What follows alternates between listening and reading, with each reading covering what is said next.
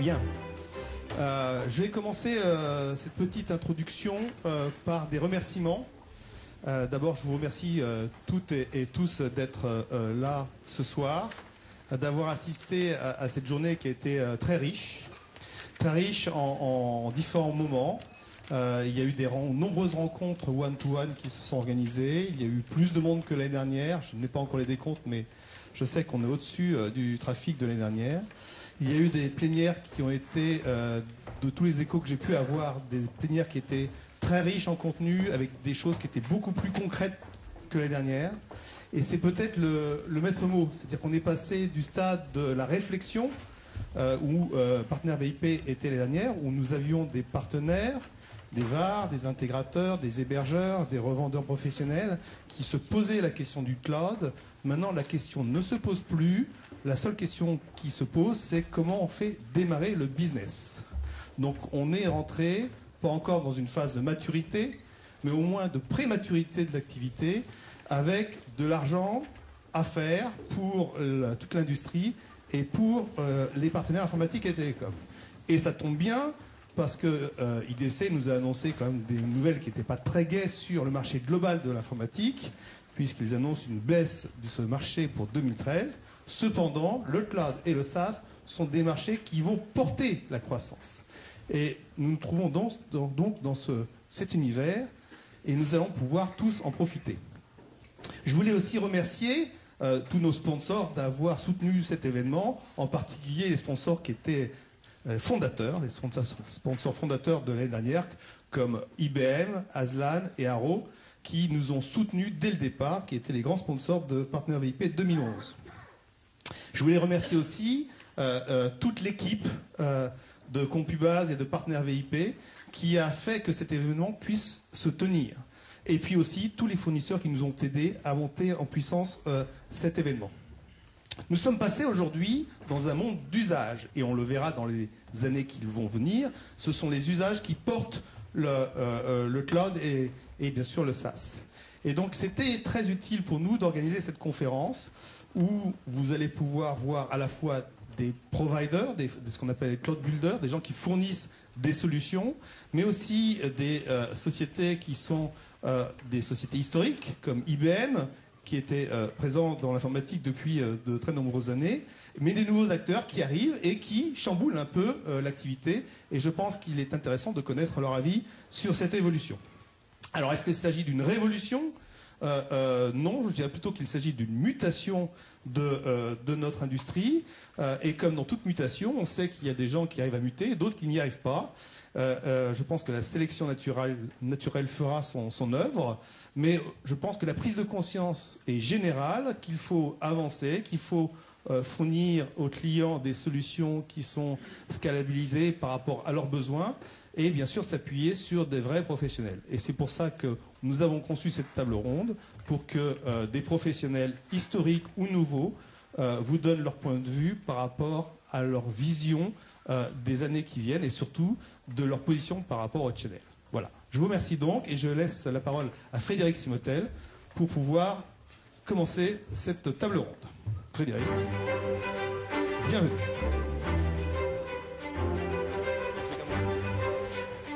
Bonjour, voilà, merci à tous d'être aussi nombreux pour cette conférence plénière. Je vais tout de suite appeler chacun des participants. Je vais vous les présenter une fois qu'ils seront assis. Donc messieurs, si vous voulez venir me rejoindre sur scène pour cette table ronde. Donc on va parler évidemment, Jacques l'a dit, de cloud computing. Je ne vais pas reprendre ce que Jacques a dit, mais c'est évident qu'aujourd'hui, la question n'est plus de savoir si on doit passer au cloud, mais comment on y va. Et justement pour votre secteur, savoir comment, grâce au cloud, créer de nouveaux services, créer de nouveaux produits, créer aussi de nouveaux métiers, parce que le cloud est là pour tout changer.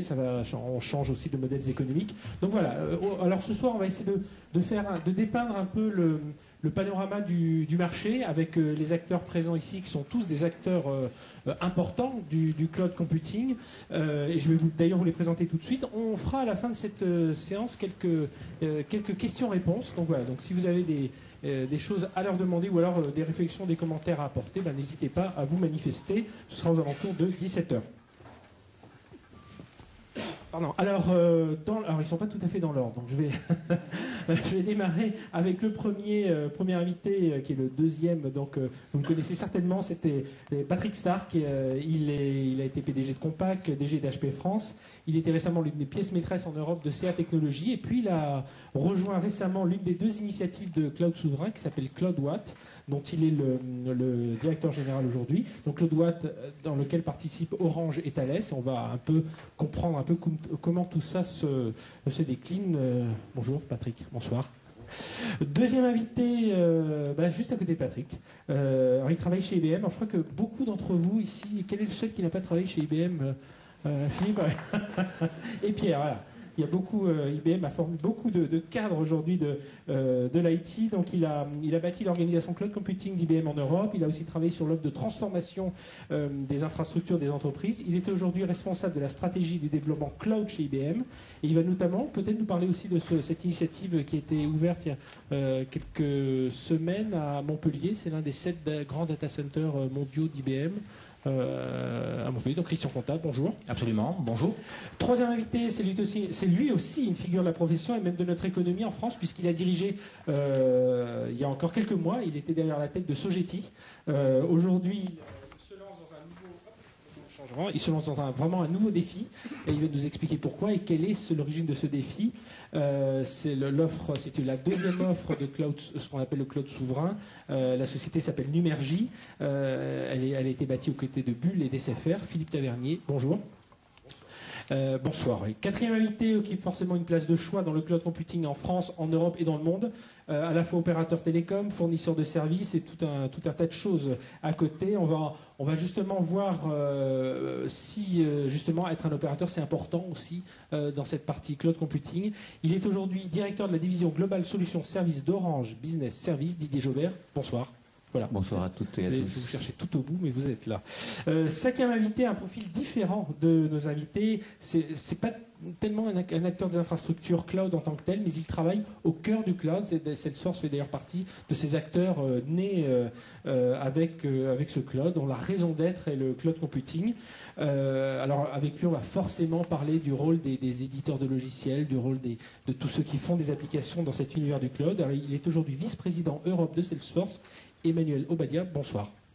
Bonsoir. Et en fait, notre cinquième invité, j'ai fait par ordre alphabétique des sociétés, lui aussi acteur incontournable du cloud, de par sa position d'opérateur télécom. Il est représenté par la partie entreprise. Pierre Barnabé, qui a occupé pas mal, est un expert des télécoms. Il a été chez Alcatel, il a été directeur DRH d'Alcatel Monde, il a été directeur général, PDG même d'Alcatel France. Il est aujourd'hui directeur général d'SFR Business Team, la partie entreprise de SFR. Et donc, il intervient à la fois en tant que SFR, puis à la fois en tant que partenaire de Numergy. Pierre Barnabé. Bonsoir. J'ai l'accent qui roule les R, mais il y a un R de trop dans mon nom, mais c'est pas grave, c'est Barnabé. Parce que j'ai l'accent qui roule les R. On fera la conférence sans. Voilà, les présentations sont faites. On va démarrer tout de suite peut-être pour lancer un peu le débat. C'était il y a quelques semaines, lancement de 2 initiatives de cloud souverain, presque coup sur coup, à quelques jours d'intervalle l'une de l'autre. En tout cas, leurs annonces, puisque les services vont ouvrir bientôt. Je vais démarrer avec Patrick, puis ensuite avec Philippe. Expliquez-nous pourquoi ces initiatives ont un sens aujourd'hui, Patrick. Je crois qu'elles ont un sens majeur aujourd'hui, parce que lorsque l'on observe ce qui se passe sur le marché de l'IT, et sans remonter sur les 50 dernières années, le constat très rapide qu'on peut faire, c'est que notre industrie rentre dans la phase industrielle vraiment de production de puissance numérique. Donc ces initiatives ont un sens parce que à la fois le marché est global, et on va en parler, le marché a une masse critique au niveau de la région, et la région pour nous c'est IMIA. Donc à un moment donné, il était fondamental qu'on se dote de moyens qui nous permettent de répondre à certaines attentes sur le marché, et je pense qu'on va avoir l'occasion d'y revenir.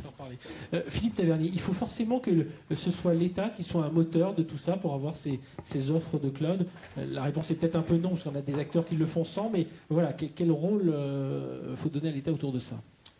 Première petite précision, Frédéric, nos offres sont déjà actives. Donc c'est pas, voilà, ça marche. Le rôle de l'État, c'est de dire la donnée, le numérique est un vecteur essentiel de l'économie aujourd'hui. Je pense que tout le monde dans cette salle en convient. Et il faut donc qu'on ait une capacité, une puissance qui permettent d'accompagner cette croissance, d'accompagner ces mouvements. Alors il y a des acteurs qui sont nés effectivement de manière spontanée et qui ont fait dans leur niche ou dans leur coin des éléments extrêmement pertinents. Mais là, si on veut aller attaquer ces gros volumes, ces gros éléments, cette vraie révolution, tout à l'heure j'entendais parler de mutation ou de... On est dans une mutation révolutionnaire. Et donc il faut avoir les moyens, la capacité de les accompagner. L'État a considéré qu'il était bon d'accompagner cette logique dans un partenariat public-privé. Et c'est la naissance de nos 2 entreprises. Alors, je posais la même question à tous les deux, mais vous allez garder le micro, Philippe. Quels étaient les besoins? Qu'est-ce qui a donné cette idée de lancer ces 2 sociétés, donc Numergy et CloudWatt? Est-ce qu'il y avait des besoins qui n'étaient pas satisfaits aujourd'hui, justement, pour lancer ces initiatives? Ou alors est-ce qu'on considère que c'est un acteur de plus sur le marché du cloud computing? Mais je m'adresse à la salle, c'est qu'on apporte une pétale supplémentaire à toute la palette et à toute la richesse de vos offres, en étant spécifique ou avec des particularités. Donc la taille, je l'ai évoqué. La notion de dire nous avons une connotation nationale. Ce sont des sociétés françaises, des actionnariats français. On considère que la donnée, et nous affirmons que la donnée va rester sur le territoire national, même si notre vocation est européenne, on y reviendra. On a les moyens d'accompagner, on a les moyens de pousser cette transformation, on a des moyens d'être un acteur. Et donc dans cette logique-là, je pense que c'est l'apport de valeur qui complète le dispositif. Il y avait des acteurs effectivement très pertinents, très responsables, très je dirais, sur le marché, plutôt de connotation anglo-saxonne, il faut bien le dire, et j'ai rien contre. Il y avait des acteurs plutôt nationaux, avec des moyens et des tailles qui méritent peut-être d'être accompagnés, mais en tout cas qui ne permettaient pas ces éléments. Nous apportons, nous, cette complémentarité dans la palette d'offres, et c'est ce que nous proposerons, et c'est ce que nous proposons d'ores et déjà aux acteurs que vous êtes. Patrick ? Oui, comme je l'ai évoqué tout à l'heure, on est à la naissance et la cristallisation d'un marché. Donc le rôle que l'on peut et que l'on doit jouer est un rôle de catalyseur. Catalyseur pour pouvoir entraîner à travers tout un écosystème, entraîner un nombre d'acteurs complémentaires. C'est vraiment l'idée qui est derrière l'écosystème. C'est à la fois des valeurs ajoutées complémentaires qui ont pour but d'apporter une solution à un client final qui a une problématique à résoudre. Donc notre rôle, partant à la fois d'une page blanche et étant, je ne vais pas dire les derniers arrivés, il n'est pas uniquement de répondre aux besoins à l'instant T. Il est d'anticiper quels vont être les mouvements pour pouvoir à la fois se structurer, préparer les offres qui vont nous différencier à l'instant T+1. Et je pense que c'est fondamental ce rôle de catalyseur que nous pouvons et que nous devons jouer sur le marché. Alors, je l'ai dit, derrière chacune de vos offres, il y a vos propres équipes, mais il y a aussi des actionnaires importants. C'est la parole à Didier Jobert d'Orange. Donc, comment s'insère Orange? Donc, Orange, c'est la partie que vous travaillez avec Thales sur le projet CloudWatt. Alors, comment Orange, quel est le rôle d'Orange dans ce qu'on comprenne bien un peu la répartition des rôles entre l'actionnaire, l'opérateur de service, et puis vous-même, opérateur télécom, qui faites aussi vos propres offres cloud computing? Voilà, donc on a essentiellement 3 rôles. On est d'abord l'actionnaire le plus important autour de table, et je dois dire que c'est un projet qui a été initié il y a 3 ans déjà par Thales, Orange et à l'époque Dassault, et qu'on a poursuivi et qui a mené à la création de CloudWatt. Alors pourquoi on est actionnaire? C'est comme un actionnaire, on a bien l'intention que cette société, sous le leadership de Patrick, soit un grand succès sur le marché français. Notre conviction a été dès l'origine qu'il fallait un acteur de taille important pour pouvoir atteindre la masse critique et être reconnu sur le marché, effectivement, par rapport à des clouds publics qui viennent essentiellement aujourd'hui du monde anglo-saxon. Donc conviction d'actionnaire que c'était un bon investissement, conviction également qu'en tant qu'acteur important en France des télécoms et de l'informatique, il était important d'aider CloudWatt dès le début. Donc on est également fournisseur en particulier d'infrastructures de CloudWatt pour les aider à démarrer rapidement et à être rapidement opérationnels.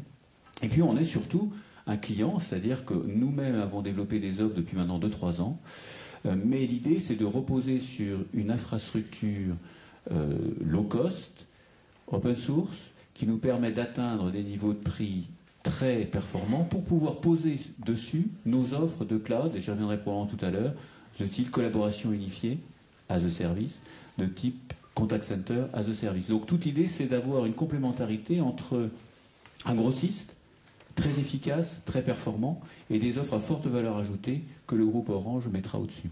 Alors, Pierre Barnabé de SFR, je vous pose la même question, donc en actionnaire, mais aussi opérateur, donc vous, actionnaire de Numergy. Alors, on a deux rôles qui sont complémentaires et très distincts. Le premier rôle, c'est le rôle d'actionnaire, dans lequel on a investi effectivement 47% dans la société de Numergy, aux côtés de la Caisse des dépôts et de Bull, avec la volonté de voir la société se développer, gagner de l'argent, être rentable le plus vite possible, et puis surtout être couronné de succès au fil des années. Alors c'est un investissement important qui correspond à aussi une analyse du marché tel qu'il évolue, qui est que le IaaS et le SaaS demandent des technologies, des approches, une technicité qui n'est pas la même, et un modèle économique qui n'est pas le même non plus. L'IaaS, ça commence bien, ça commence par infrastructure, on connaît bien le marché des infrastructures, et on sait très bien qu'il faut de ce fait, pour que les infrastructures soient rentables sur la période, qu'elles génèrent du volume, beaucoup de volume, notamment quand on voit ce qui se passe de l'autre côté de l'Atlantique, et qu'elles soient extrêmement innovatrices. C'est-à-dire que sur un rythme très rapide, il puisse y avoir des innovations, de nouvelles unités de génération d'énergie numérique. Et c'est d'ailleurs pour ce fait que Numergy sera doté d'un pool d'ingénieurs de recherche et développement très très important. Pour le volume, eh bien, on veut que cette entreprise soit la plus ouverte possible et que cette entreprise signe le plus de partenariats possible pour générer ce volume, en France, mais également sur la zone européenne. Et là, c'est notre deuxième rôle, qui est un rôle de client de Numergy. Donc nous, SFR, nous avons signé un accord de distribution avec Numergy, mais d'autres sociétés sont en cours et ont signé un accord de distribution. Je crois qu'Aslan, ce matin à 11h ici, a annoncé l'accord de distribution avec Numergy. D'autres vont venir très très bientôt, dans les jours à venir. Et nous, ce que l'on veut, c'est le plus de volume possible. Ça, c'est le côté actionnaire. Et le côté partenaire, c'est de pouvoir avoir l'énergie la plus compétitive possible. Parce qu'après, nous, notre volonté, c'est que la totalité du IaaS sera produite par Numergy. SFR n'a pas vocation à produire des infrastructures de ce type-là, tant les volumes sont importants, tant l'innovation est particulière et extrêmement focalisée. Et nous, notre volonté, c'est de monter sur la valeur en générant plutôt des solutions autour du SaaS, autour de la sécurité, autour du stockage et autour de toutes les applications à valeur ajoutée. Et ça passe par, effectivement, avoir des offres extrêmement compétitives. Et notre usine à énergie numérique, ça sera Numergy. Alors, juste pour bien comprendre, Didier Jobert, il n'aurait pas été plus facile alors là, tant mieux, on crée des entreprises, on crée de l'emploi, mais d'aider des entreprises déjà existantes, privées, plus petites. Est-ce que ça a été envisagé? Parce qu'il y en a certainement dans la salle qui... Oui, d'abord, un certain nombre d'entre nous, et je parle là pour le groupe Orange, moi j'avais décidé des investissements cloud au sein même du groupe Orange, avant même d'avoir la participation dans CloudWatt. Donc c'était tout à fait possible pour des groupes comme Orange, mais aussi pour beaucoup d'entreprises de se lancer dans ce marché. D'ailleurs, certains s'y sont lancés avec un certain succès. La conviction, même quand on s'appelle Orange, c'était que les investissements étaient tels, la vitesse avec laquelle il fallait être capable de mettre ces investissements, que même un groupe comme le nôtre avait du mal à s'imaginer à pouvoir le faire dans le temps, y compris d'ailleurs, comme l'a dit Pierre, avec la capacité d'innovation, c'est-à-dire de se remettre en permanence autour de la table pour continuer à faire évoluer ces infrastructures à la même vitesse que nos confrères américains. Donc l'idée, c'est qu'on avait besoin, on ne pouvait pas y aller seul, d'où les premiers contacts avec Thales, d'où l'idée, quand l'État est venu avec les investissements d'avenir, de dire c'est typiquement le genre de projet dans lequel il est légitime que l'État favorise l'émergence de structures de ce niveau-là. Et la deuxième chose, au-delà de la capacité d'investissement proprement dite, c'est la notoriété. C'est-à-dire que, je dirais que grâce à CloudWatt et à Numergy, aujourd'hui, on sent que l'écosystème français bouillonne. Et donc, c'est là aussi que c'est important, c'est qu'il y a un effet d'entraînement du marché avec l'ensemble des acteurs que vous représentez, avec l'ensemble des clients finaux, qui fait que l'arrivée de ces deux sociétés, de mon point de vue, fait décoller le marché également. Alors, est-ce que, Christian Contat d'IBM, est-ce que justement ce côté bouillonnement, stimulation, est-ce que ce n'est pas l'une des réponses à la question que je vais vous poser, qui est comment IBM perçoit l'arrivée de ces sociétés-là, une concurrence un peu faussée sur notre territoire parce qu'il y a le soutien de grandes entreprises, il y a la Caisse des dépôts qui est derrière, ou alors voilà, ça va plutôt stimuler le marché, selon vous? Vous avez fait la réponse, là. C'est bon? Non, alors effectivement, moi j'en suis ravi, parce que dans la sinistrose économique que l'on a actuellement, le cloud, ses usages, ça va générer la croissance. La croissance, pas d'une société, pas de deux sociétés, mais la croissance d'un écosystème et surtout la croissance d'entreprises françaises ou d'entreprises étrangères qui vont venir s'installer en France. Et je crois que ça, c'est très très important pour nous tous. Donc plus on va investir dans ce domaine-là, plus on va ensemble mettre en place des choses, mieux ça sera pour la France, mieux ça sera pour nos entreprises, mieux ça sera pour nous derrière tout ça. Alors après, derrière, il y a deux autres raisons pour lesquelles je suis content. Le premier point, c'est que ça vient renforcer l'ensemble des investissements qu'IBM a pu faire depuis 3 ans maintenant, depuis 2009. Vous avez parlé justement du premier cloud public managé, inauguré le 15 septembre en France, à Montpellier, qui est le premier cloud public français existant véritablement. Mais depuis plus longtemps, on travaille avec nos partenaires, avec l'écosystème, puisqu'on a signé des accords avec CJ, avec Aspaway, on en a parlé, Zitarc, etc. ce matin. Donc ça avance très vite et c'est de nature à accélérer tout ça, c'est très très bien. Et puis le dernier point, parce qu'on a affaire également à des entreprises qui ont des ambitions certaines, que ce soit CloudWatch ou Numergy, et que dans ce domaine-là, à travers la richesse de l'offre IBM, tout simplement, la présence d'IBM dans l'open source et l'OpenStack, j'espère tout simplement qu'on pourra également travailler avec vous. Voilà, donc les 3 raisons qui me réjouissent fondamentalement. Donc les appels sont lancés. Emmanuel Obadia, donc je dis vous êtes plus un pur player du secteur, c'est vrai que le cloud c'est la raison d'être de Salesforce. Alors vous, j'imagine, plutôt positif dans le déploiement de ces offres, mais justement, quel est votre regard sur un peu toutes ces offres entre opérateurs, sociétés plus spécialisées ou des gens comme IBM? D'abord, oui, c'est une bonne nouvelle parce que le cloud, c'est comme tu l'as rappelé, la vocation première de la boîte. Le rôle de Salesforce a été d'apporter au marché la démonstration que les applications d'entreprise pouvaient être distribuées en mode cloud. On a commencé avec le CRM. Aujourd'hui, on fait plus de choses. On fait du service client, on fait du marketing, on fait un tout petit peu de RH. Donc ça s'élargit. Et on propose aux gens qui sont des éditeurs de logiciels et qui sont nombreux, je pense, dans cette salle, à développer sur notre plateforme. Donc nous, on ne fait que ça. Le succès de Salesforce est basé sur probablement 2 choses simples. La première, c'est la satisfaction des clients. Le fait qu'on soit toujours là, qu'on ait passé le cap, parce qu'on était quand même une start-up en 99, qu'on ait passé le cap, c'est le fait qu'on a continué à avoir de plus en plus de clients qui sont satisfaits à 94%. Donc ça, on est très très content de ça. Et c'est très important dans un modèle cloud pour le renouvellement des abonnements. Et la deuxième raison, c'est qu'on a effectivement apporté une innovation de rupture sur un marché qui était en train de mûrir gentiment, qui est le marché des applications d'entreprise en mode logiciel traditionnel. Et le résultat de ça, c'est l'entreprise, en fait Salesforce c'est l'entreprise du secteur du logiciel qui a accru le plus rapidement de toute l'histoire de l'industrie, puisqu'il nous a fallu 10 ans pour arriver à faire $1 milliard de chiffre d'affaires, puis 2 ans pour faire le 2e milliard, puis 3 ans pour faire le 3e milliard, c'est cette année, et la courbe s'accélère. Donc voilà les idées simples. Donc, ce qui est magnifique, ce qu'on pense, c'est que les vocations sont là. On est certain qu'on peut entraîner dans notre sillage quantité d'éditeurs de logiciels. Donc on est ravis de voir qu'il y a des initiatives en France en particulier, puisque je suis français, démarrent sur ces sujets-là et même se développent amplement, pas juste démarrent. Il y a beaucoup d'éditeurs de logiciels en mode cloud en France. Donc on est ravis de ça. On espère apporter notre contribution dans l'écosystème. C'est-à-dire apporter de la valeur à tous ces éditeurs qui peuvent nous rejoindre sur la plateforme, profiter de notre base installée pour vendre leurs solutions. Et naturellement, les besoins d'une entreprise sont divers et variés. Et donc, il y aura besoin d'aller puiser chez chacun de ces acteurs, de ces clouds, des solutions pour répondre à des problématiques business différentes. Voilà, on a posé un peu le panorama un peu de ce marché, en tout cas avec les acteurs présents ici. Donc on voit que ce sont des innovations technologiques, économiques, humaines aussi, on le verra tout à l'heure, parce qu'il y a de l'emploi derrière, il y a de la compétence. Alors ma question, je vais la poser à Philippe Tavernier. Alors notamment lorsque vos offres sont sorties avec Patrick Stark, on a un peu tout mélangé. On a pensé que c'était un cloud pour l'administration, puis en fait ça peut l'être aussi. Mais en tout cas, c'est vos clients, ça peut être des PME, des grands comptes. Et ça aussi, c'est important de le signaler, c'est que le cloud, ça n'est pas réservé, c'est pour tout le monde, quoi. On peut, c'est un peu ça, c'est PME, des grands comptes et... C'est un moteur pour l'économie en général. Donc tous les agents économiques, j'ai même envie de dire, même si ce n'est pas le cœur de cible, mais les particuliers un peu geeks ou ceux qui veulent faire du développement.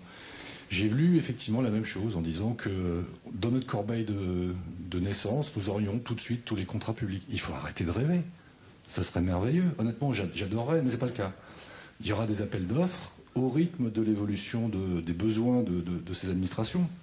qui sont comme tous les agents économiques, d'ailleurs dans un squeeze entre un service de plus en plus important à rendre et des moyens de plus en plus limités.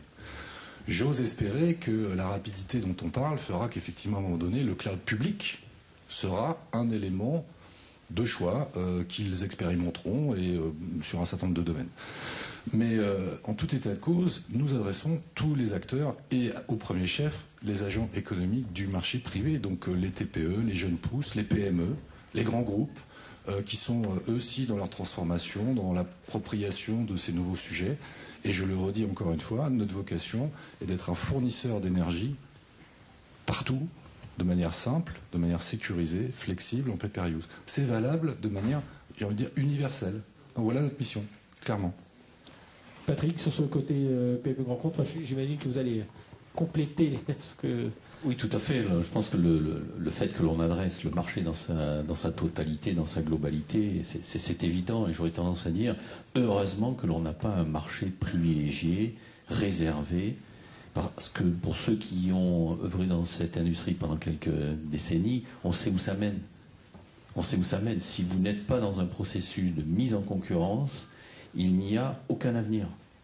Donc le fait que l'on soit des acteurs sur le marché libre, nous devons gagner nos clients et nous devons garder nos clients. Et la seule façon de les gagner et de les garder, c'est en ayant les offres qu'ils espèrent, qu'ils attendent, qu'ils veulent, au prix et au niveau de SLA attendu, et encore une fois, de les garder dans le temps. Donc pour nous, il ne s'agit pas de les garder en les amenant dans des systèmes propriétaires, il faut les garder parce que tous les jours, on arrive à les satisfaire. Donc je pense que cette notion aussi d'ouverture est fondamentale, parce qu'elle met une relation client-fournisseur sur un autre pied, un pied de plus d'égalité. Je pense que c'est fondamental parce que là, encore une fois, quand on dit que notre industrie rentre dans une phase de production industrielle, il faut que les relations soient équilibrées. Donc les mots comme la transparence, la réversibilité, la sécurité sont fondamentaux et sont totalement introduits dans la génétique de l'entreprise. Didier Jobert, pour parler un peu de la valeur business du cloud, c'est une question que je poserai à chacun d'entre vous. Comment on peut expliquer aujourd'hui aux personnes présentes dans la salle qu'on peut apporter de la croissance avec le cloud? Comment on peut... Est-ce qu'il faut faire une sorte d'inventaire de tout ce qui est cloudisable dans l'entreprise? Voilà. Vous qui avez ces 3 ans d'expérience, justement, comment vous pensez les premiers pas à faire? Je crois que oui, on peut démarrer pour imaginer ce qui est cloudisable. Là, on va être dans des usages, je dirais, classiques, c'est-à-dire qu'on commence à avoir une bonne expérience pendant plusieurs années de quelles sont les applications cloudisables. On va rechercher la solution qui permet de rendre le service en mode cloudisé. Mais je crois qu'au-delà de ça, ce qui est intéressant, c'est de réfléchir en termes d'usage. C'est-à-dire qu'au lieu de s'acharner dans une logique classique d'achat, c'est de bien voir comment l'usage qui est permis par le cloud, comment cet usage va être compétitif. Je pense que Salesforce a particulièrement bien développé ce sujet-là. Nous, on y travaille dans des notions, par exemple, comme la communication unifiée, de dire, voilà, pour un montant de 1, 2, 3 euros par mois par utilisateur, voilà le type de service que vous pouvez rendre. Donc, vous changez la logique de ce que vous pouvez obtenir et vous le faites à travers l'usage. Et le dernier point que je voulais signaler sur ces notions économiques, c'est le droit à l'erreur. Je crois qu'une des choses qui change avec le cloud, là, profondément dans l'attitude, c'est qu'au lieu d'avoir à préparer un investissement, serveur, logiciel, data center, installation de l'ensemble, vous pouvez disposer, avec des initiatives du type de celles que vous voyez aujourd'hui, vous pouvez disposer d'une infrastructure qui vous permet de démarrer. Vous démarrez, ça marche bien, vous savez grandir rapidement avec ces acteurs. Ça marche moins bien, vous arrêtez la consommation. Donc je trouve que d'un point de vue entrepreneurial, ce droit à l'erreur est absolument fondamental. Et si je finis sur un point à l'international, Frédéric, c'est la même chose à l'international. Vous avez des PME françaises qui m'ont vraiment dit que c'est parce qu'elles avaient une infrastructure cloud, en l'occurrence d'Orange, qu'elles se sont lancées à augmenter leur niveau de réseau de distribution international. Sinon, trop compliqué. Trop compliqué d'avoir un data center, des serveurs, un applicatif, quand il faut s'installer en Asie, en Amérique latine. Donc la capacité à bénéficier de ces infrastructures en pay-per-use, de mon point de vue, change les modalités économiques et facilite la création de business. Christian Contin, IBM, sur cette valeur business du cloud, comment on doit repenser son business, notamment lorsqu'on est un acteur de la distribution, de revendeur Alors, je crois que l'usage dépasse largement l'usage de l'informatique. C'est l'usage métier de nos clients. La seule limite du cloud, c'est notre propre imagination.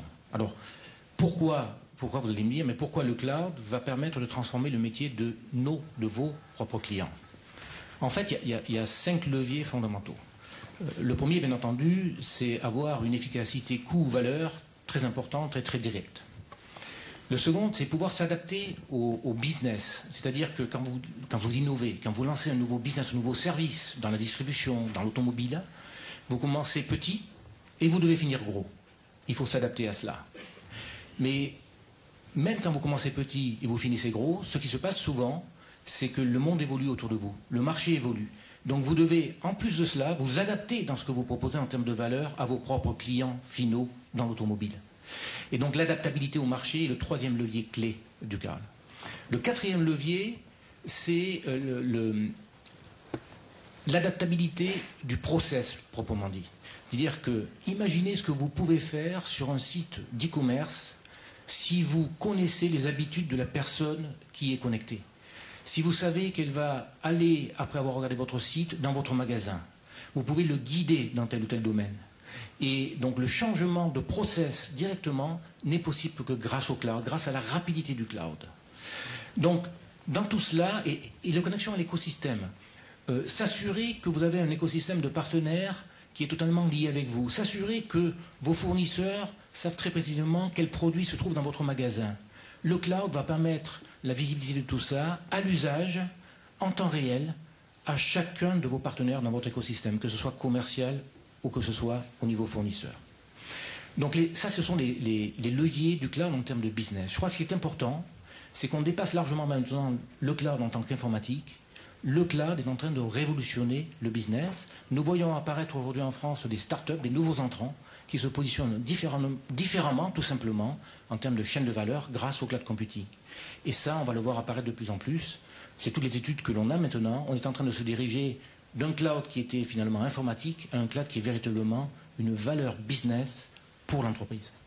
Pierre Barnabé, vous avez des exemples comme ça de sociétés, enfin de services, de nouveaux services créés, de création de valeur justement grâce au cloud? Oui, on a plusieurs exemples, mais qui illustrent un petit peu ce que je vais vous dire et qui correspond à ce que les deux intervenants ont dit avant. Le cloud, c'est pas tiens, je vais passer en cloud, je vais économiser 50%. C'est une erreur de se dire le cloud fait faire des économies.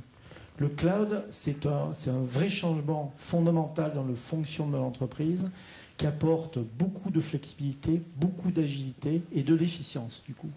Donc en fait, ça génère un environnement qui permet de faire des choses qu'au préalable on ne pouvait pas faire.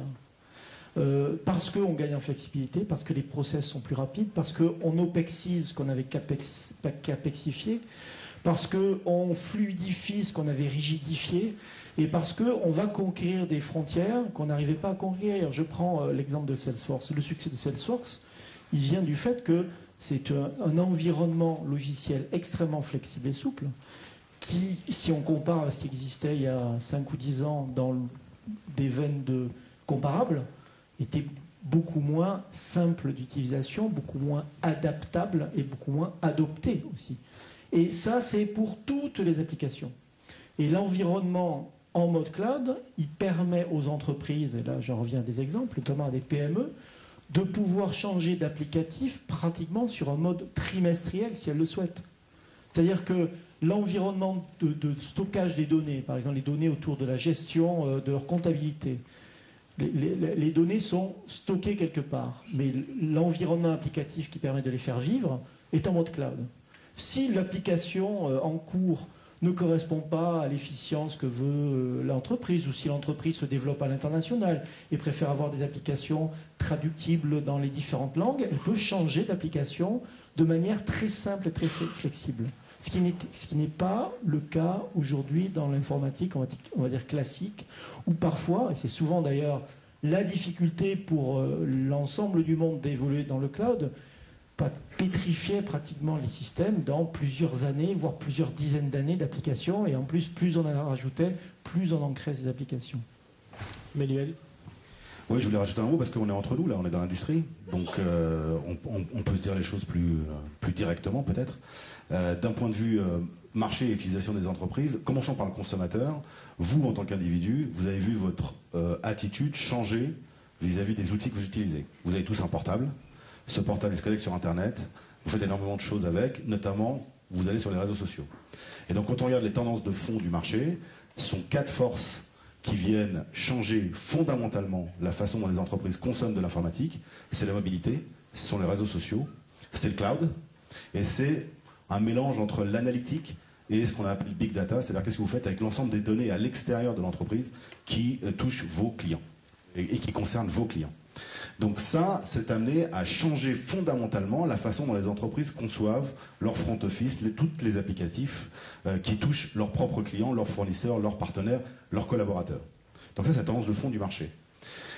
Donc le monde de les écosystèmes de notre métier, de notre industrie, sont face à un changement de fond, comme ils en ont eu subi il y a encore quelques années des profonds. Par exemple, le changement du mode distribution, d'un mode boîte. Vous rappelez-vous quand vous vendiez des logiciels en mode boîte, pour ceux qui étaient déjà là avec nous, et quand on est passé à la licence dématérialisée. Le changement qui se prépare aujourd'hui, qui est en route déjà, il est de cette magnitude. Et donc la question de fond, je pense, pour les acteurs qui sont là, c'est comment vous pouvez protéger votre valeur, comment vous pouvez conserver votre chiffre d'affaires et le développer, en changeant vos prestations, parce que ce que vous allez avoir à commercialiser va être d'une autre nature. La question de se poser la question de savoir si le cloud va marcher ou pas marcher, je ne sais plus qui l'avait dit avant moi, c'est une fausse question. La question, c'est quand ça va toucher l'essentiel de votre clientèle et comment vous allez vous adapter par rapport à ça. Et donc je rejoins ce qui a été dit avant, c'est-à-dire qu'il y a des nouveaux métiers qui émergent, notamment il y a des solutions qui sont Salesforce, mais il n'y a pas que des solutions Salesforce. Donc des clients sont à même de vouloir en consommer de différents fournisseurs qui va leur proposer une intégration entre ces solutions cloud, entre ces solutions et les vieilles solutions legacy qu'ils ont dans leurs entreprises. Donc là, il y a un métier. Mais si je devais résumer la situation, en fait, il y a plus de valeur à aller chercher en amont. C'est-à-dire votre valeur va être beaucoup plus centrée sur votre connaissance du métier du client que sur une compétence technique de bâtir des infrastructures. C'est ça le grand changement qui se prépare. C'est ce que j'allais dire. J'avais posé la question à Patrick et à Philippe. Je vais démarrer par Patrick. On parle des compétences, mais justement, forcément, le cloud, il y a des gens qui ont compris le fonctionnement et ce sera plus facile d'aller vers eux. Mais il y en a tout un tas, la majorité, qui ne savent pas encore ce qu'ils pourraient vraiment faire avec le cloud. Et du coup, ça veut dire pour vous, des compétences commerciales, oui, plus métier, c'est ce qui change aussi. Je pense que là, on a un devoir collectif, c'est un devoir d'éducation du marché, parce que les études le montrent. Si vous prenez le marché des PME, aujourd'hui, grosso modo, 35 à 40% des PME disent connaître le cloud, pas l'utiliser, le connaître. Ça veut donc dire qu'il y en a 60% qui reconnaissent ne pas connaître. Je ne parle pas des grands comptes, ils ont tous un projet derrière la tête, c'est normal, ils ont des structures, ils ont des compétences au sein de leurs organisations. Donc je pense que là, on a, tout à l'heure je parlais d'écosystème, je pense qu'on a un travail collectif qui est un travail d'éducation, d'expliquer ce que l'on peut faire, comment on peut le faire, et d'expliquer quels sont les métiers respectifs. Et je pense que aujourd'hui, il y a, et tu l'as très bien dit tout à l'heure, il y a une évolution des business models à anticiper. Ce n'est pas un phénomène nouveau. Si on regarde dans le passé ce que nous avons eu il y a 10-15 ans en fonction des cycles technologiques qui arrivaient, il y avait une évolution. Alors certains acteurs arrivent à anticiper, à appréhender cette évolution, à développer les compétences, à avoir une meilleure acuité sur l'écoute des clients, une meilleure segmentation de leurs clients pour pouvoir répondre à des besoins très spécifiques.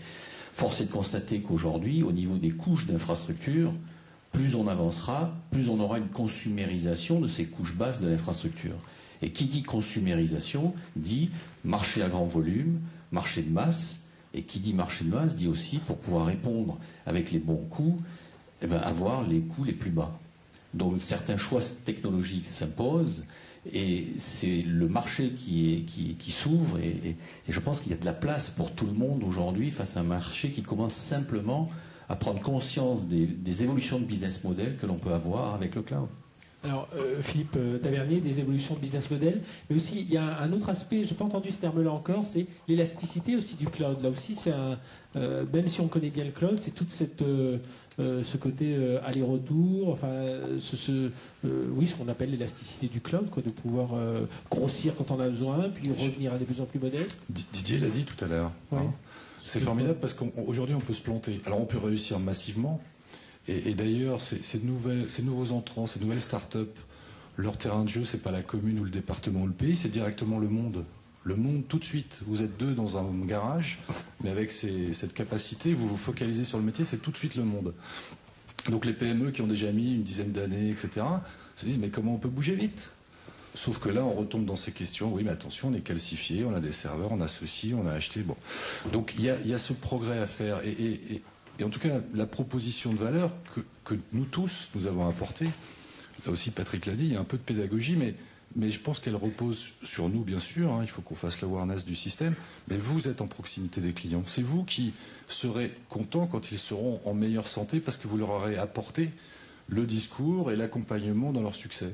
Et dans un modèle comme Numergy, où en B2B, on s'appuie justement sur ce système de distributeurs, on est à votre disposition pour travailler ensemble, encore une fois, en toute humilité. On n'a pas l'absolue véracité sur tous les sujets. Par contre, ce qui est sûr, c'est qu'on est sur ce chemin, on est vers le cloud, et on est plutôt bien parti, on a envie d'y aller ensemble, et donc de confronter ce que vous nous ramènerez comme retour d'expérience, pourquoi est-ce que ça bascule pas encore, quelles sont les zones de rigidité, quelles sont les zones de complexité, et nous apporterons au fur et à mesure, sous forme d'engagement, sous forme de SLA, etc., les éléments de réponse qui vont bien, parce que ce qui nous importe, c'est que le client final aille bien, s'il va bien, vous allez bien, et de facto, nous allons bien aussi.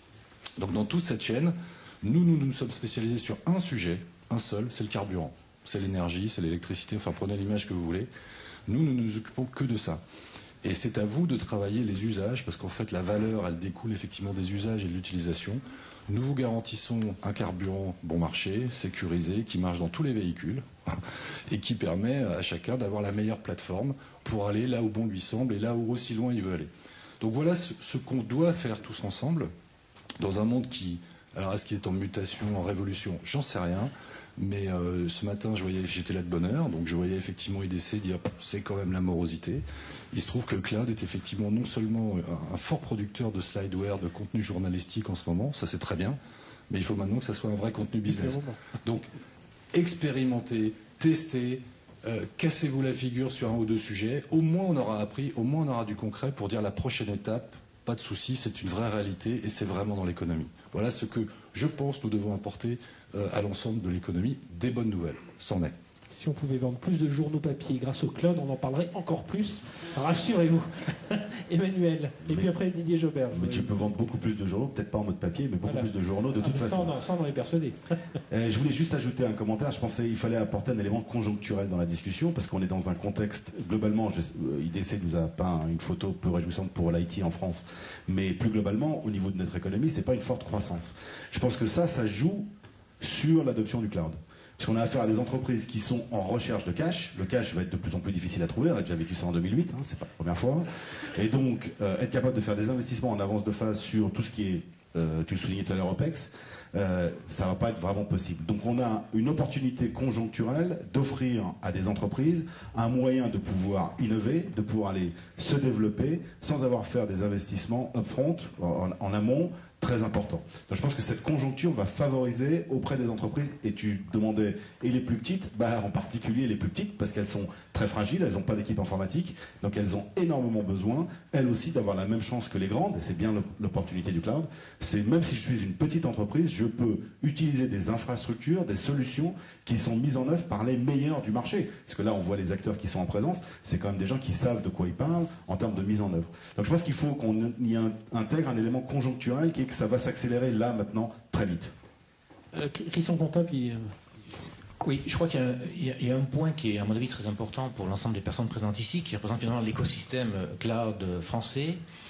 Et c'est très très intéressant. Le cloud tire la valeur vers le haut. Pourquoi? Parce que finalement, ce que vont acheter les clients, nous, les clients finaux, les individus, comme le disait Emmanuel tout à l'heure, c'est l'usage métier, l'usage individuel.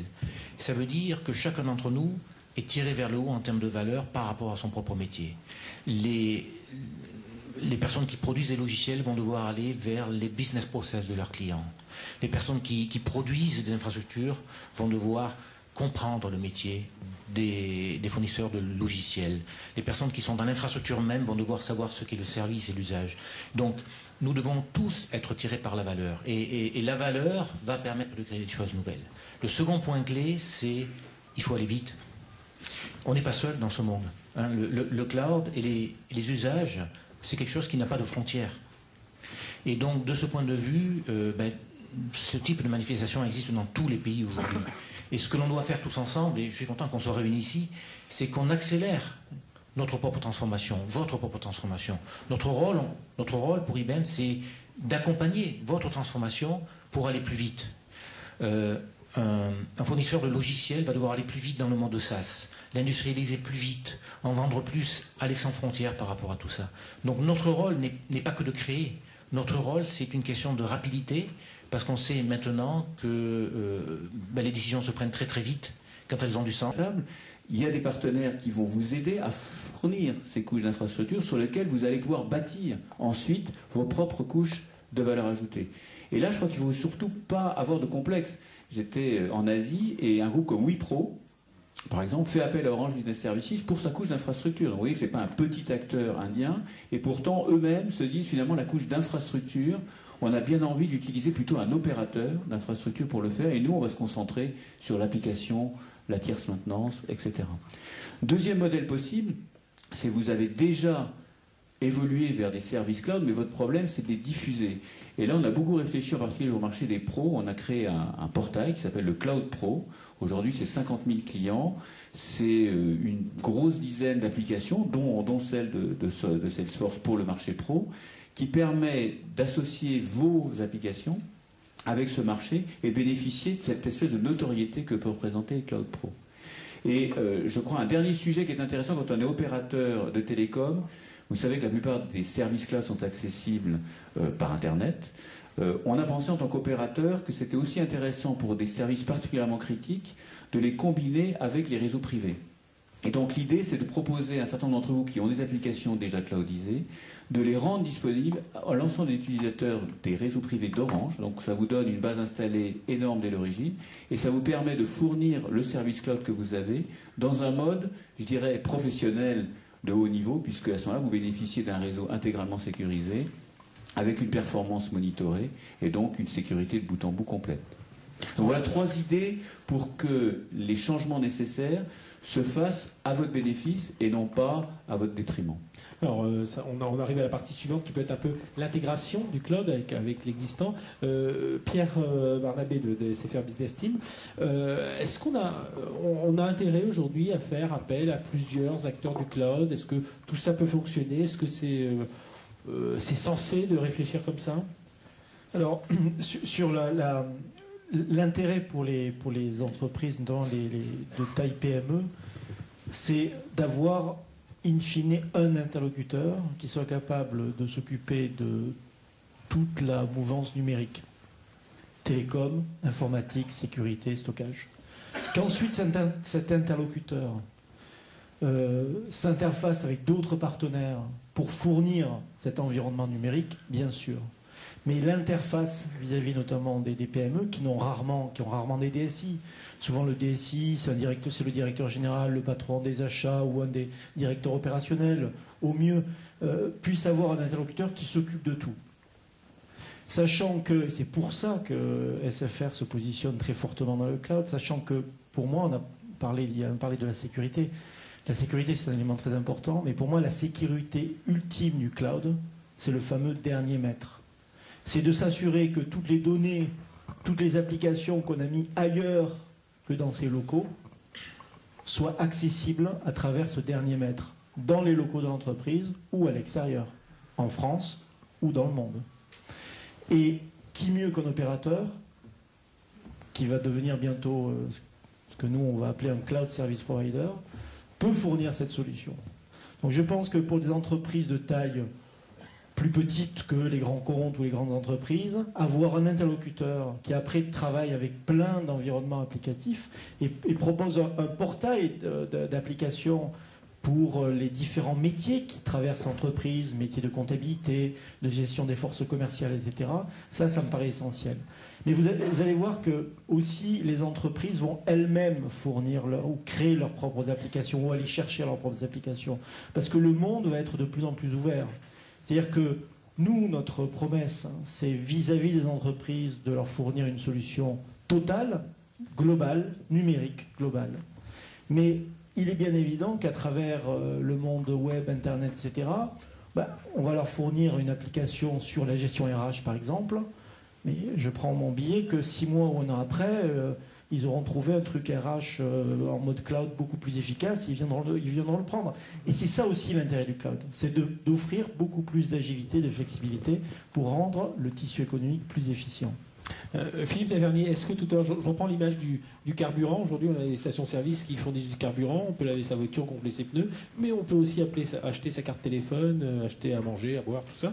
Est-ce que c'est le rôle de Numergy, et ensuite je poserai la question à Patrick Stark, de CloudWatt, d'être un peu le carrefour aussi de tous ces acteurs et de pouvoir à travers ça proposer des logiciels, enfin une offre un peu plus complète? Alors, pour bien comprendre le rôle. L'avenir, enfin, votre station-service au début et celle d'aujourd'hui, elles ont quand même changé. Donc, il faut aussi relativiser. J'ai beaucoup de modestie pour dire que nos entreprises n'ont que 2 mois ou 3 mois d'existence. Hein. Donc, il y a un chemin aussi à trouver. Cela étant, moi, je suis extrêmement clair. Au début, ça n'est que de la fourniture de carburant et une petite plateforme, une plateforme modeste de développement pour effectivement, soit en B2C, soit les TPE. Point barre. Et déjà, faisons bien une chose. Il y a suffisamment à faire, je pense qu'il y a beaucoup d'innovations à trouver, il y a beaucoup de volume pour avoir effectivement cet effet critique. Donc notre sujet à nous, Numergy, en tout cas, c'est celui-là. C'est celui-là, et de dire, notre promesse à nous, c'est de travailler avec vous pour qu'effectivement ce carburant soit performant, efficace, permette de faire plus de kilomètres pour moins d'argent, etc., etc. Peut-être qu'à terme, et je reviens à ce que disait Pierre, c'est vrai que, moi je prends une image un peu osée, mais avant d'aller voir le médecin, on ne savait pas ce qu'on avait. Aujourd'hui, avant d'aller voir le médecin, vous allez sur Internet et vous en savez déjà presque plus que lui, ou en tout cas vous doutez de sa propre parole, alors que c'est censé être un sachant. Et en général, on se sent encore plus mal. Et on se sent encore plus mal parce que vous n'avez pas entendu ce que vous vouliez entendre, ce qui est terrible. Donc, il ne faut pas rêver. Je pense qu'effectivement, le monde devient plus intelligent, je ne sais pas si c'est le bon mot, mais en tout cas cultivé. Il a une palette énorme de propositions de valeur.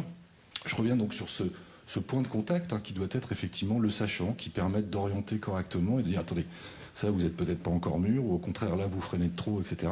Ça, je pense que c'est le vrai travail du distributeur, de l'acteur de proximité, qui apporte vraiment ce métier de conseil, d'intégration et de support. Ça, c'est clé. Et ça, nous, on ne l'apportera pas. Donc encore une fois, ce carburant, nous, il est dans une version simple, mais nous disons, on veut faire qu'une seule chose est très bien, et laissons ces aspects de valeur et d'usage à d'autres.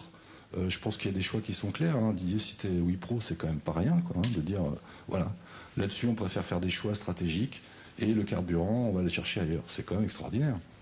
Patrick, sur CloudWatt, cette notion-là. Je rejoins Philippe sur pas mal de points. Je pense qu'il y a une valeur dans la spécialisation. Il faut avant tout qu'on soit bon, excellent sur ce que nous voulons produire et fournir aux acteurs qui vont construire de la valeur ajoutée. Pour prendre une image, cette infrastructure, certains l'ont appelée plomberie, certains l'ont appelée réseau pour fournir de la puissance. Il faut que ça marche. Il faut que ça marche tout le temps. C'est du 24-24, 365. Donc à partir de là, premier rôle, oui, faire très bien ce pourquoi nous avons été constitués et créés, et c'est fournir cette infrastructure. Le deuxième élément, c'est comme on fait partie d'un écosystème, il y a aussi un rôle potentiel de fédérateur. C'est-à-dire qu'à partir de là, on peut fédérer certaines activités. Pourquoi? Parce que sur cette infrastructure qui est fondamentale, rien ne marche sans infrastructure. On peut parler logiciel, s'il n'y a pas une infrastructure, il n'y a pas d'application, il n'y a pas d'usage. Donc à partir de ce moment-là, on comprend bien qu'il y a une fédération d'usage qui va se faire, et c'est par le dialogue que l'on aura avec nos clients qui sont vous, qui sont ceux qui vont fabriquer une valeur ajoutée vue, perçue par le client final. Et à partir de là, on va construire ensemble, on va adapter ensemble comment cette construction de chaîne de valeur doit se faire, doit être opérée. Alors je suis tout à fait d'accord avec Philippe, on démarre, on va s'ajuster, mais il faut qu'il y ait une clarté dans les rôles respectifs. On n'a pas prétention à avoir une intégration verticale. Nous ne sommes pas un acteur du SaaS, nous ne sommes pas un intégrateur, nous travaillons avec des intégrateurs, nous travaillons avec des acteurs du SaaS pour développer la valeur ajoutée qu'ils veulent adresser à leurs clients et au marché qu'ils ont décidé d'adresser. Alors justement, Christian Contat, comment d'autres acteurs du monde logiciel, applicatif, peuvent s'intégrer dans toutes ces offres cloud dont on parle aujourd'hui? On revient sur la valeur. La valeur, ce qui fait la valeur, c'est aussi la diversité. Et donc je crois qu'on rentre dans un monde dans lequel la diversité va primer. Chacun d'entre vous a son propre business model cloud, tout simplement à créer par rapport à cette diversité-là, par rapport à vos compétences aujourd'hui, par rapport à vos compétences demain, et le positionnement que vous voulez avoir. Ça veut dire qu'il ne va pas y avoir un cloud. Ça veut dire qu'il y en a déjà beaucoup d'ailleurs. Vous prenez maintenant un grand client, il en a déjà au moins 20, 30, 40, sans même peut-être le savoir. Et donc, il y a des questions très très importantes de cohérence. Il y a des questions très très importantes de cloud hybride. Hein. On en parle entre des clouds publics, c'est-à-dire partagés, des clouds privés qui sont monoclients. Aujourd'hui, on est dans le cloud hybride. Alors, c'est quelque chose sur lequel nous, on a construit des solutions depuis maintenant longtemps. On a par exemple racheté Castiron, hein, qui est une solution logicielle pour justement faire communiquer un Salesforce avec un SAP, une question de base. Comment communiquer là-dessus. Et puis, participer dans les comités clients de normalisation. Participer dans tout ce qui est OpenStack, etc. Donc, pourquoi? Parce que tout simplement, tout ça va communiquer. La force va être verticale, effectivement, une valeur verticale de business process, de logiciel, mais la force derrière tout ça va être aussi horizontale, l'intégration de ces points-là. Et je crois que là, on en est tout simplement au début. Et dans cette salle, on a des nouveaux métiers qui se créent, chacun d'entre nous, chacun d'entre vous. Et je crois qu'on va apprendre tout simplement en marchant. Mais ce qui est certain, c'est qu'on rentre dans un monde nouveau où la question est la valeur. Et la valeur, c'est la diversité. Et la diversité entraîne, je pense, beaucoup de valeurs encore créées autour pour intégrer tous ces points-là. Manuel? Oui, je voulais juste apporter un peu de contradiction sur les aspects cloud. Nous, par définition, on ne croit pas à l'idée d'un cloud privé. C'est quelque chose qui, pour nous, n'a pas d'avenir. On ne croit qu'au cloud public. C'est un peu comme si vous demandiez à une industrie de la musique qui s'est révolutionnée, ah bah oui, je vais lancer une offre de vente de musique en ligne et je vais vous envoyer des CD par la poste. Enfin, c'est les autres qui ont fait que l'industrie de la musique s'est révolutionnée, parce qu'elle-même, elle n'a pas trop bougé. Elle n'a pas réussi, non. Donc voilà, donc le cloud a changé l'industrie de la musique et on n'envoie pas des CD par la poste. On a notre musique sur le cloud. Donc on pense qu'il n'y a qu'une seule solution qui émergera finalement, c'est le cloud public. Exactement comme en tant que consommateur, on utilise des réseaux sociaux et qui se combinent entre eux, il n'y en a absolument aucun qu'on met à la maison. C'est un peu la même chose. Donc par définition, un cloud public doit avoir des solutions qui s'intègrent les unes aux autres. C'est les différentes API qui permettent de le faire et qui le font d'ailleurs beaucoup plus facilement que dans le monde des logiciels qui sont enfermés dans des boîtes, dans des armoires et des machins comme ça. Donc c'était le point de précision que je voulais apporter qui nous différencie beaucoup par rapport à d'autres acteurs. Je voudrais juste rajouter un point, je suis tout à fait d'accord avec toi. Qu'est-ce qui parle de cloud privé aujourd'hui? Les grands comptes. Pourquoi? Parce qu'ils ont un legacy et ils ne savent pas comment le faire évoluer. On n'est plus rassuré quand on se dit je vais aller vers le cloud, mais avant d'y aller vraiment, je vais faire une première étape et je vais faire un cloud privé. Il n'y a que moi sur mon cloud. Et à partir de là, si c'est un premier pas qu'ils doivent faire dans la direction, parfait, ça les rassure, ça éduque même la DSI. Mais là où je suis totalement d'accord avec toi, les end state, comme on dit, c'est-à-dire l'étape finale, c'est du cloud public. Et ne serait-ce que pour les grands logiciels, c'est très simple. Dans la formule du cloud public, les mises à jour sont automatiques pour l'ensemble des clients. Les plus de 100 000 clients qu'on a à travers le monde sont automatiquement sur la dernière version. On en est à la 39e version, il n'y a pas eu de douleur, les gens ont évolué, ils ont leur personnalisation de solutions, il n'y a pas eu de question. Allez sur un cloud privé, où on vous installe un grand logiciel d'entreprise sur un cloud privé, puis quand arrive la nouvelle version, c'est pas gratuit du tout. Hein. Je parle pas au niveau simplement payer la licence, c'est pas gratuit en termes d'effort. Pour passer d'une version à l'autre, c'est monstrueux. Donc, oui, c'est Christian. Oui, si je peux me permettre, là, on a effectivement des vues qui sont un peu différentes. On va essayer tous d'être brefs, on arrive presque au terme, donc en quelques minutes, quelques secondes chacun. La valeur du cloud, c'est la standardisation et l'automatisation. Le fait de le mettre, de le partager ou de ne pas le partager, c'est un point supplémentaire. D'accord ? Et c'est la différence entre un cloud public et un cloud privé. Donc nous croyons effectivement à la coexistence des deux. Et je vais prendre un autre exemple sur la musique, si vous me permettez. La musique en ligne existe, c'est exact. Les CD continuent à exister. Et on a même encore des vinyles actuellement.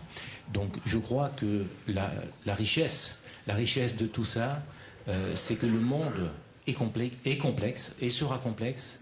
Et la valeur, ça sera de trouver le bon endroit au bon moment par rapport à tel usage.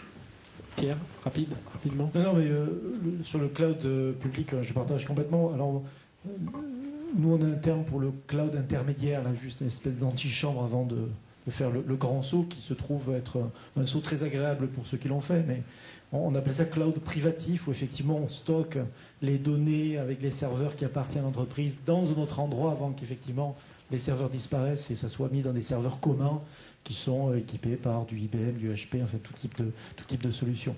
Donc il faut pour certains cette étape intermédiaire dont acte, mais clairement le cloud public, c'est la lame de fond, le tsunami, on y passera tous.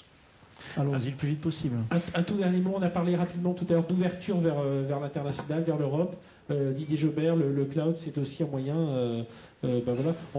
Et on terminera par nos deux offres de cloud souverain. On parle de cloud en France, mais on parle de cloud européen surtout aujourd'hui. Oui, c'est ça, je vous l'indiquais. Ce qui est fascinant, c'est que c'est beaucoup plus facile pour un entrepreneur aujourd'hui de se porter, de s'exporter. Donc on a des groupes comme Crystal Group et d'autres qui sont venus chercher les infrastructures cloud chez les acteurs internationaux du cloud comme Orange pour aller simplement s'implanter, mais dans des conditions beaucoup plus simples et avec un degré de risque potentiellement important, mais la capacité de revenir en arrière si nécessaire, ou à l'inverse, comme un certain nombre d'entre eux, avec des succès considérables, en particulier en Chine. Et alors ce qui est amusant dans l'autre sens, Frédéric, c'est que j'étais avec un acteur chinois là il y a une semaine, cet acteur chinois veut s'implanter en Europe, et il va se retrouver sur un de nos clouds en Europe, pour lui-même développer ses opérations en Europe. Donc ça marche dans les deux sens, et ça c'est important pour nos économies européennes, c'est que le cloud est un des éléments qui permet à des sociétés étrangères de venir s'installer en Europe et là aussi créer un certain nombre d'emplois de manière beaucoup plus simple.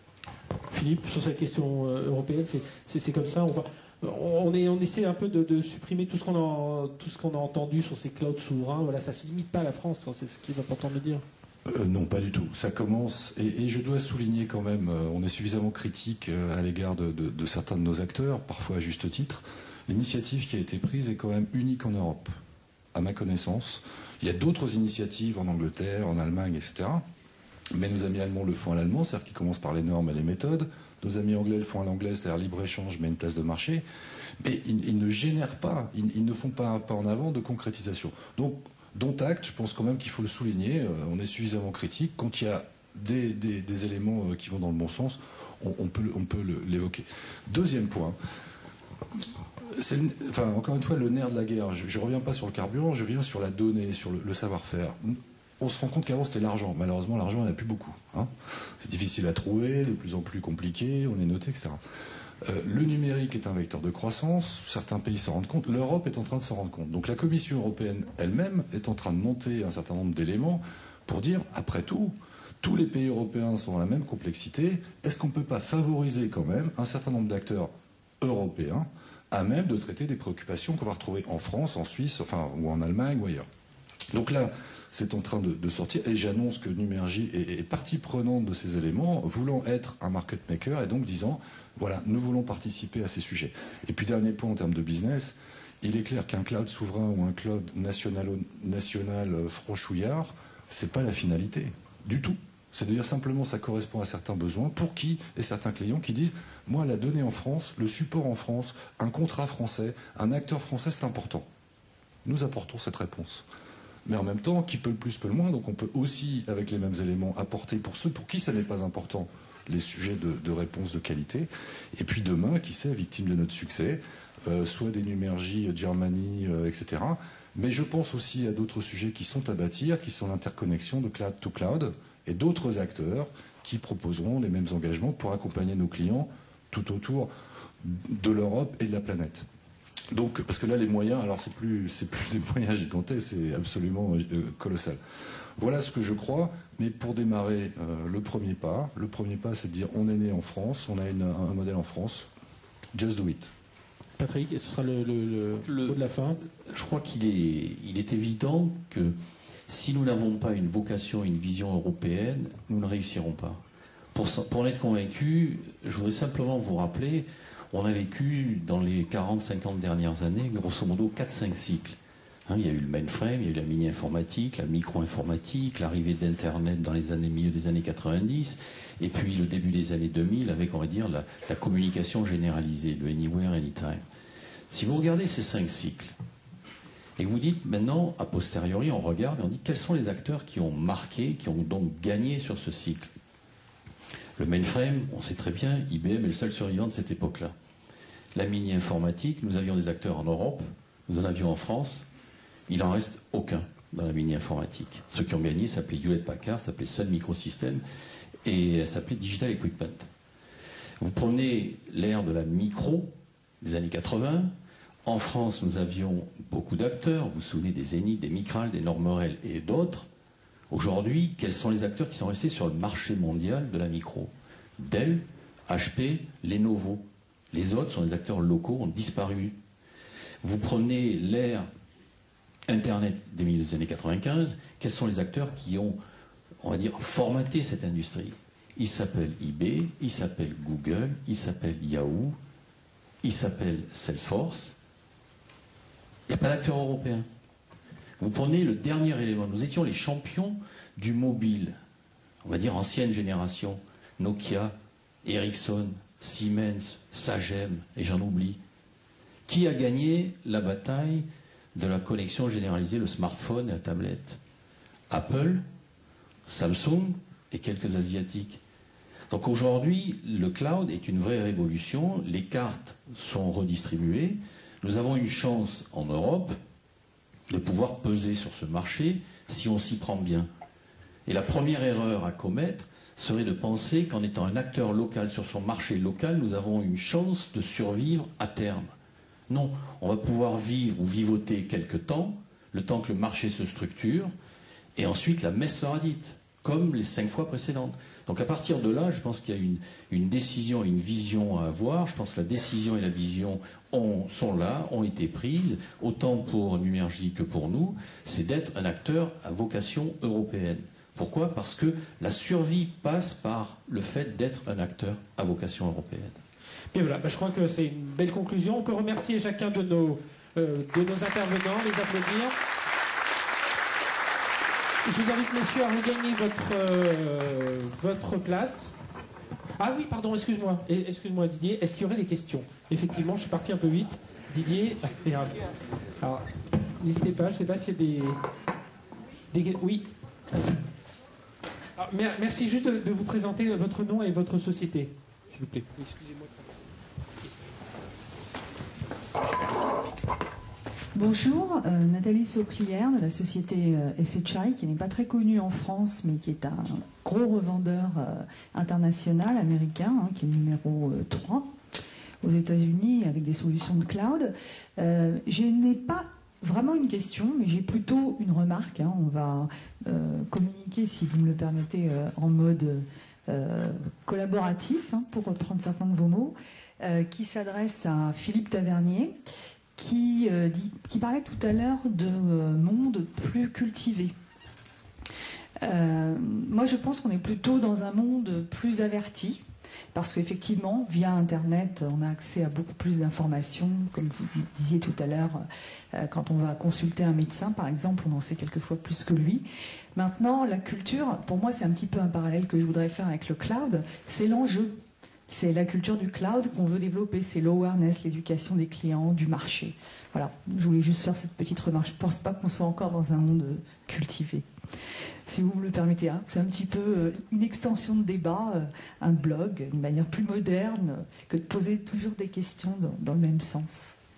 Merci. J'espère que vous ne me reprocherez pas. Merci. Pour votre intervention. Il y avait une autre question à côté.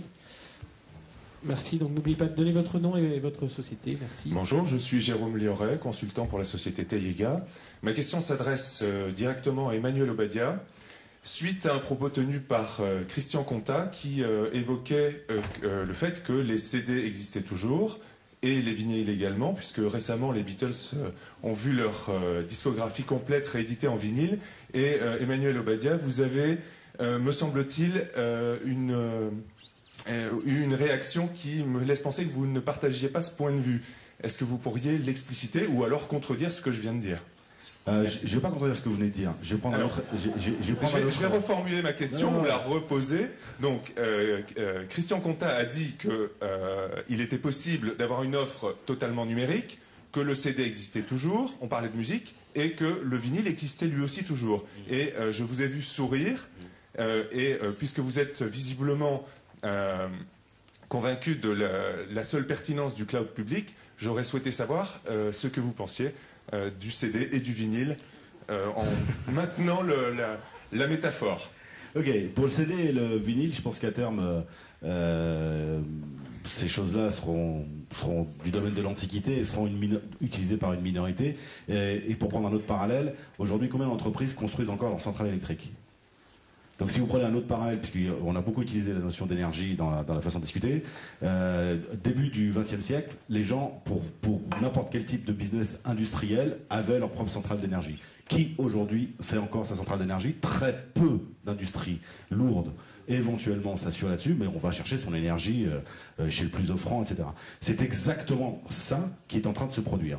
C'est-à-dire qu'emmener des solutions numériques à des entreprises comme des individus, ça ne sera, on ne pensera même pas qu'il faut qu'on aille fabriquer son usine, qu'on aille faire son data center. C'est quelque chose qui, de notre point de vue, n'existera plus.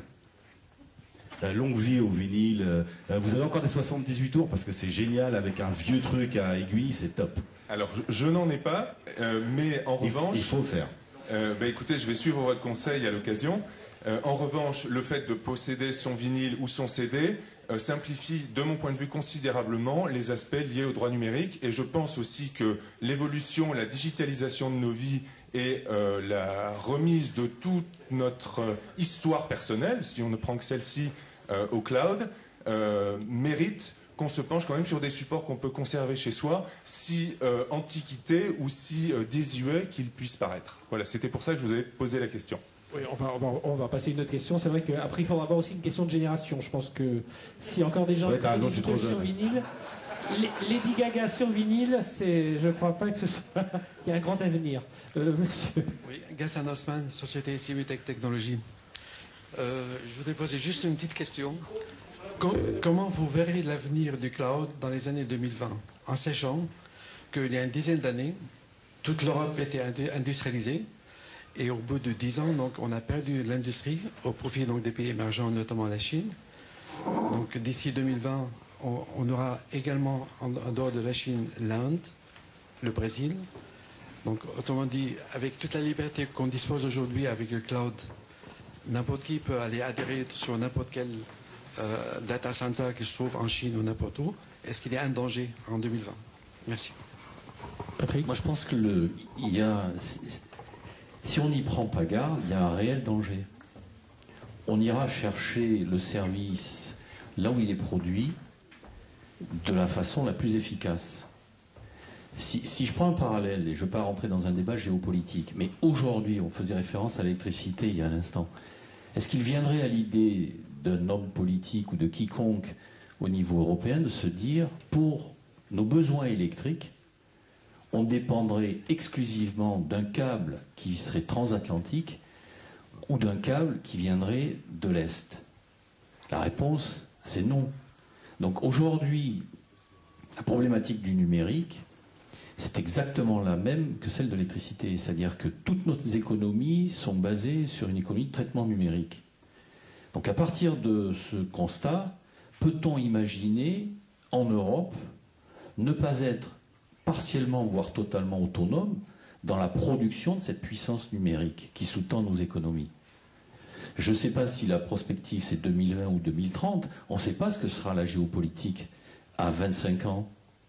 En tout cas, moi, la recommandation que je ferais, si j'en avais une, c'est de dire qu'il faut que l'on ait des acteurs européens qui, sur le marché de la production de puissance numérique, soient des acteurs locaux très forts. Quand je dis locaux, c'est au moins au niveau européen, très forts, parce que si on est capable de produire cette puissance numérique pour nos besoins en Europe, on peut le produire aussi pour le reste du monde. Donc on peut devenir un acteur à ce moment-là, compétitif face à d'autres acteurs.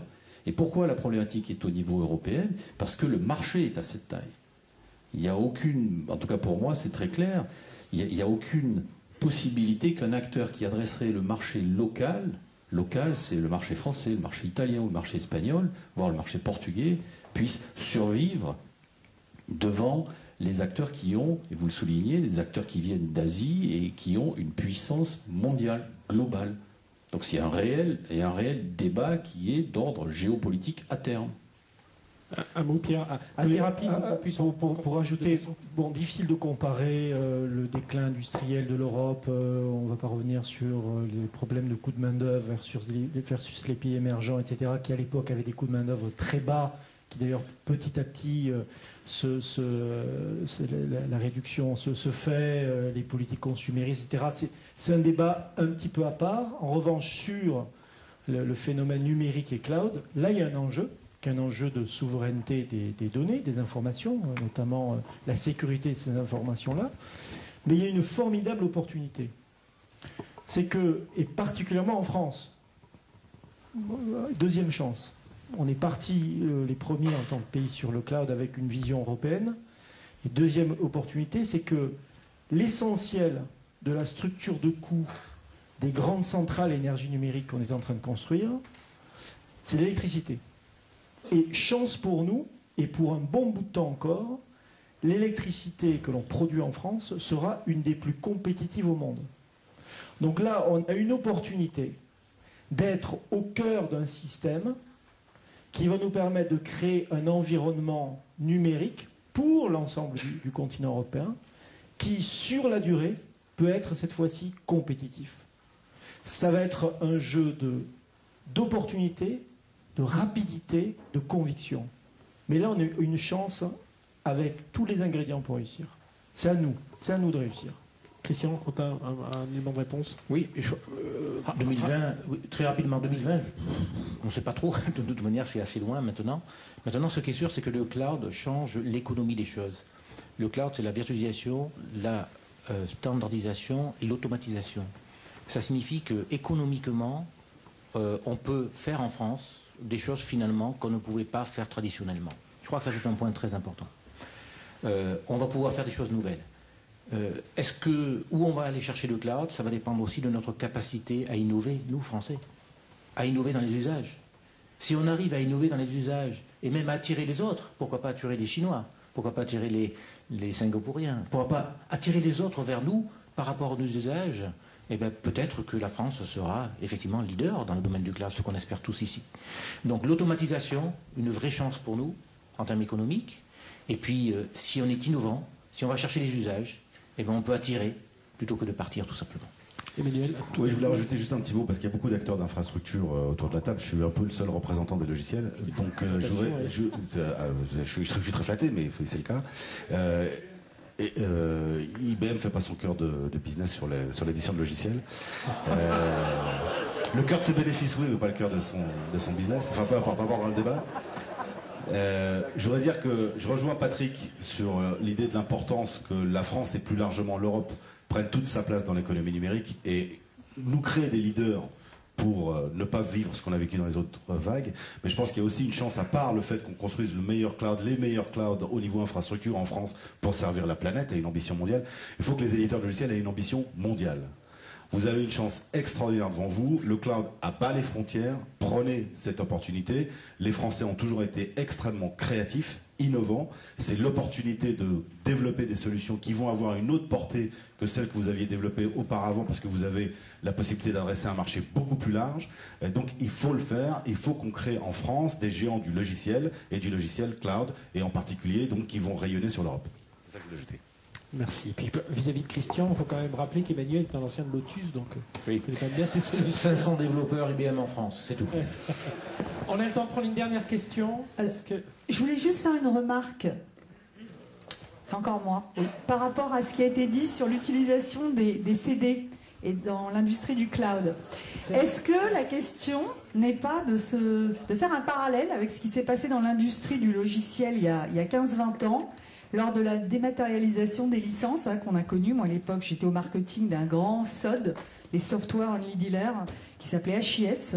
C'était l'un des acteurs. Et on a vécu tout ce mouvement de dématérialisation et on proposait des services de rematérialisation complémentaires.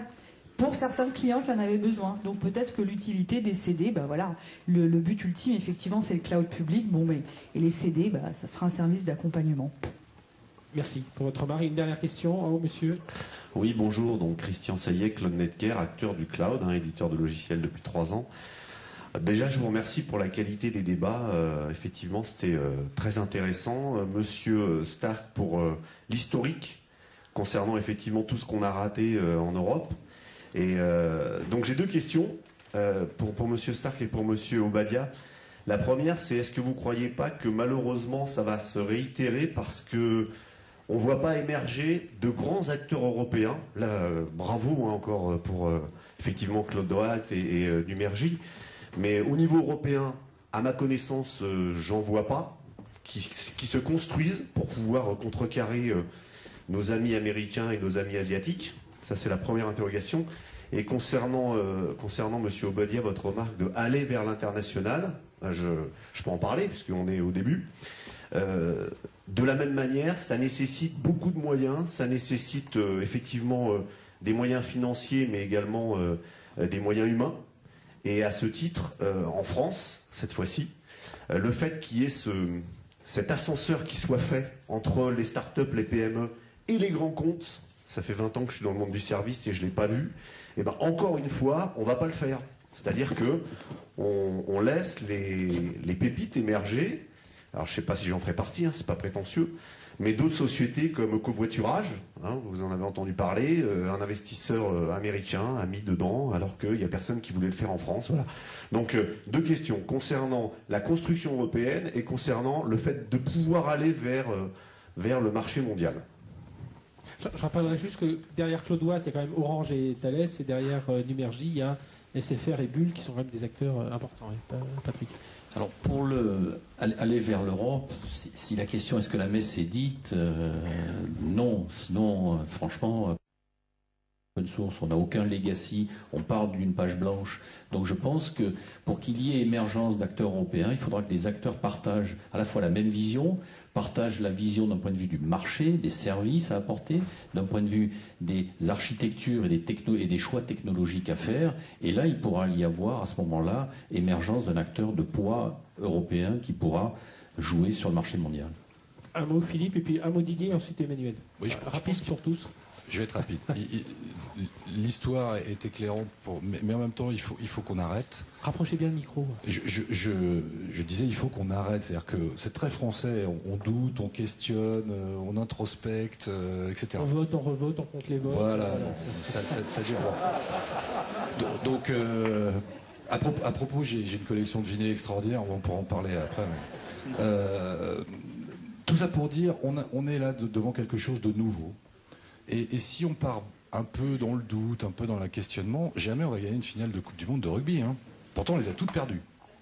À partir de là, est-ce qu'il vaut mieux qu'on change de sport?